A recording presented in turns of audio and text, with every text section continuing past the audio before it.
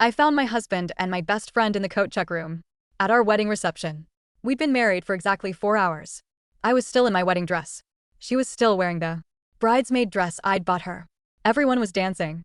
The photographer was looking for us to cut the cake. And they were destroying me in the room where guests had left their coats. My name is Sarah, and I'd been planning this wedding for 2 years. Every detail was perfect. The venue was a historic mansion with gardens overlooking the ocean. 300 guests. A live band. Flowers everywhere. The kind of wedding you see in magazines. My fiancé, Mark, and I had been together for 6 years. High school sweethearts. Everyone said we were perfect together. He proposed on the beach where we had our first date. The ring was exactly what I'd always dreamed of. And my best friend, Jessica? She was my maid of honor. We'd been inseparable since we were 12 years old. Sleepovers every weekend.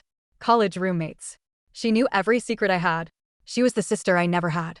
She helped me pick my dress. Held my hand through every stressful planning moment.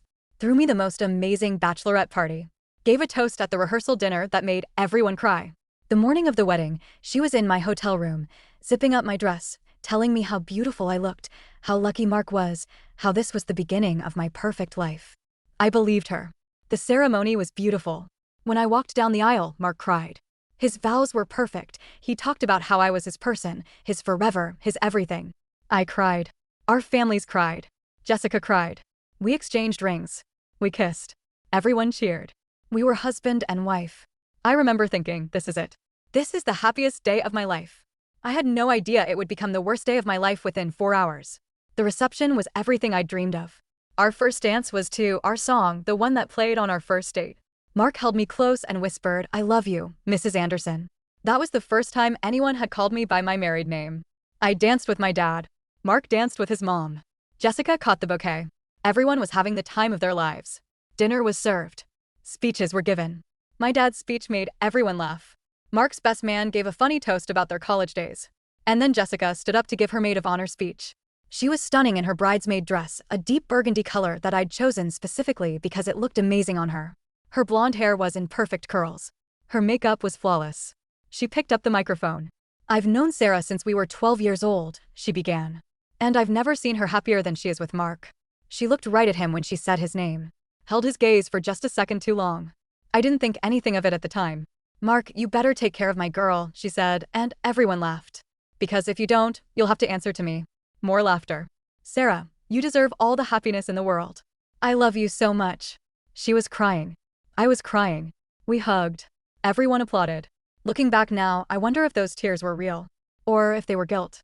Around 8 p.m., our photographer, Michelle, found me on the dance floor. "Sarah, we need to get photos of you and Mark cutting the cake," she said. "Where is he?" I looked around. I don't know.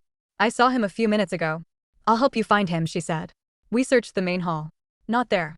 We checked the bar. Not there. We asked his groomsmen. "Haven't seen him in like 20 minutes, they said. That's when I realized I hadn't seen Jessica in a while either. "Maybe they went outside for air?" Michelle suggested. We walked through the garden. No Mark. No Jessica. "Let me check inside again," I said. The venue had a coat check room near the entrance, a small room where guests had left their jackets and bags. The door was usually open, but now it was closed. As I walked past it, I heard something. A sound. A woman's laugh. Quiet.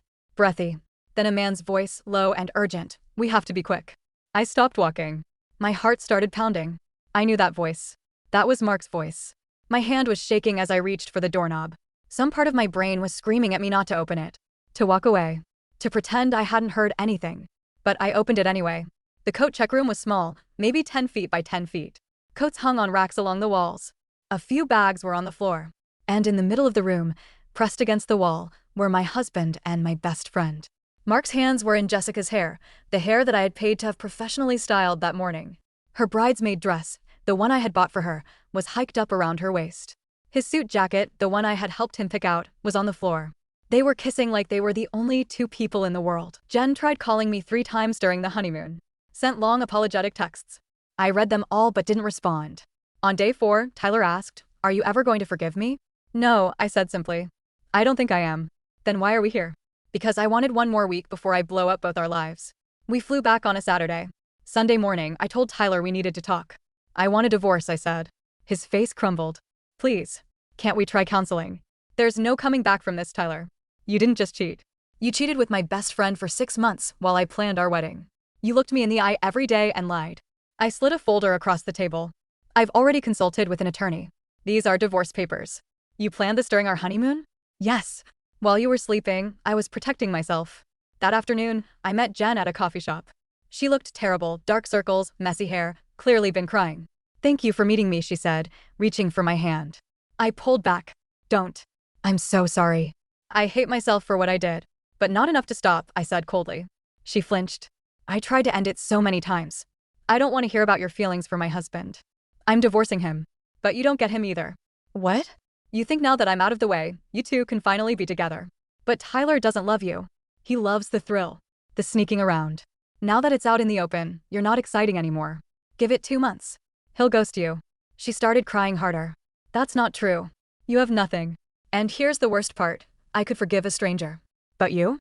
You sat with me while I cried about wedding stress. You helped me write my vows. You knew how much I loved him, and you did it anyway. That's unforgivable.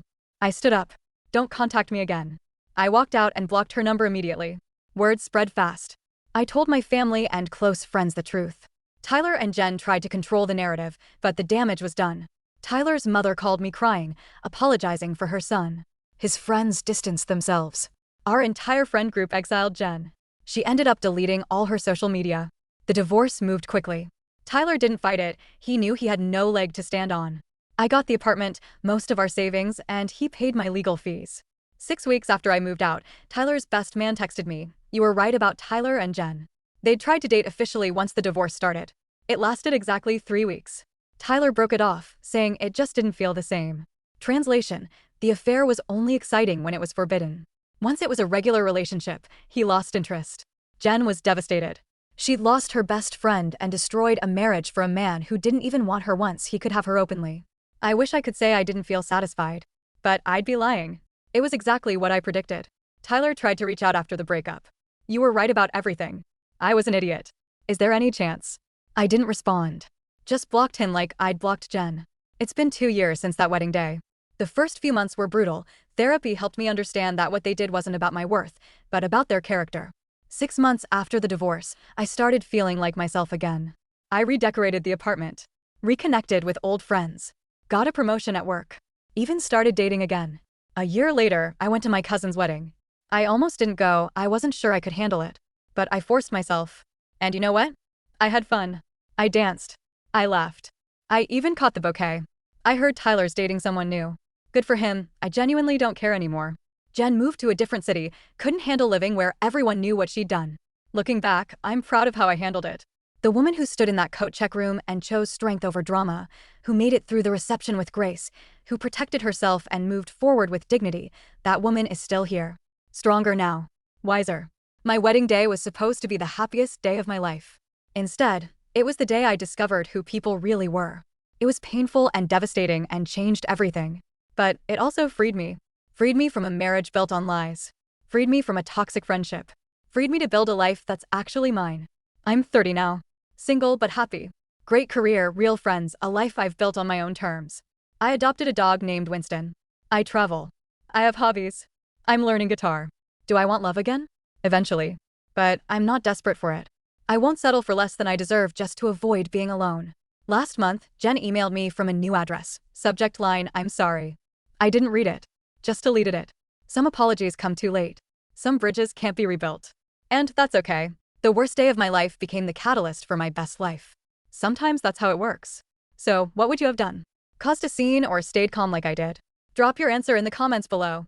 If this story had you glued to your screen, smash that like button and subscribe for more unbelievable Reddit stories. And remember, you deserve someone who chooses you every single day, not just on your wedding day. Thanks for watching.